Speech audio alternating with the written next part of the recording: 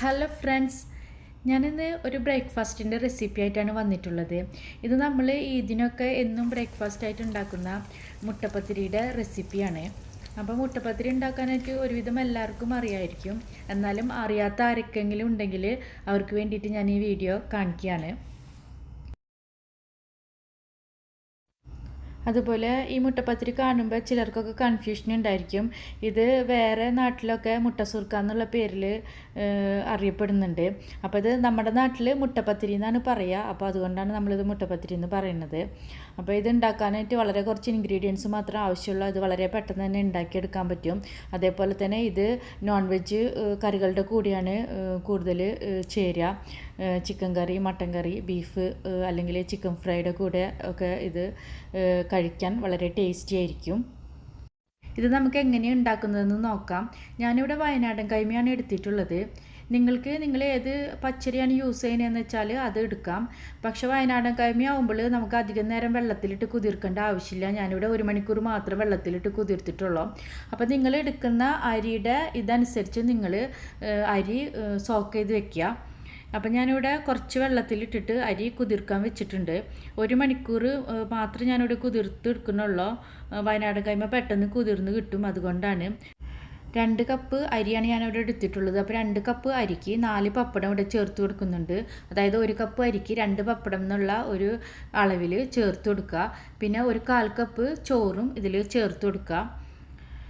പിന്നെ ഞാനിവിടെ 1 മുട്ട, അപ്പോൾ 2 കപ്പ് അരിക്ക് 1 മുട്ട മതി. പിന്നെ അരിയുടെ അളവ് കൂടുന്നതിനനുസരിച്ച് നിങ്ങൾ 1 മുട്ടയുടെ അളവും കൂട്ടണം. ഇപ്പോൾ 2 കപ്പ് അരിക്ക് കറക്റ്റ് 1 മുട്ട ആവശ്യമുള്ളൂ. പിന്നെ ഇതിലേക്ക് കുറച്ച് വെള്ളം ആഡ് ചെയ്ത് കൊടുക്കുക. അപ്പോൾ അരി 2 കപ്പാണ് എടുത്തിട്ടുള്ളത്. അപ്പോൾ വെള്ളം ഒരു 1.25 കപ്പ് ഒക്കെ മതിയാവും. അതായത് ഒരു ഇഡ്ഡലി ബാറ്ററിൻ്റെ അളവിൽ നമുക്ക് ഇത് അടിച്ചെടുക്കണം. അപ്പോൾ നമ്മൾ ഇതിൽ ഒരു ആവശ്യത്തിന് ഉപ്പും കൂടി ചേർത്തിട്ട് നമ്മൾ മിക്സിയിൽ ഇതൊന്ന് അടിച്ചെടുക്കുക. അപ്പോൾ അരി, പപ്പടം, മുട്ട, ഉപ്പ്, ചോറ്, ഈ 5 ഇൻഗ്രീഡിയൻസും കൂടിയിട്ട് നമുക്ക് അടിച്ചെടുക്കുക. അപ്പോൾ ഇത് ഒരു ഇഡ്ഡലി ബാറ്ററിൻ്റെ ഒരു അളവ് അനുസരിച്ച് നമ്മൾക്ക് ഇത് അടിച്ചെടുത്തിട്ട് നമുക്ക് ഇത് ഒരു 2 മണിക്കൂറെങ്കിലും ചുരുങ്ങിയത് വെക്കണം. കുറച്ച് നേരം നമ്മൾ വെച്ചിട്ടാണ് നമ്മളിത് ഉണ്ടാക്കണതെന്ന് വെച്ചാൽ നമുക്ക് ഈ മുട്ടപ്പത്തിരി ഉണ്ടാക്കുമ്പോൾ നന്നായിട്ട് പൊന്തി വരും. അതിനാണ് കുറച്ച് നേരം വെക്കുന്നത്. കുറച്ച് നേരം വെച്ചിട്ട് നമ്മൾ ഉണ്ടാക്കുന്നതായിരിക്കും എളുപ്പം.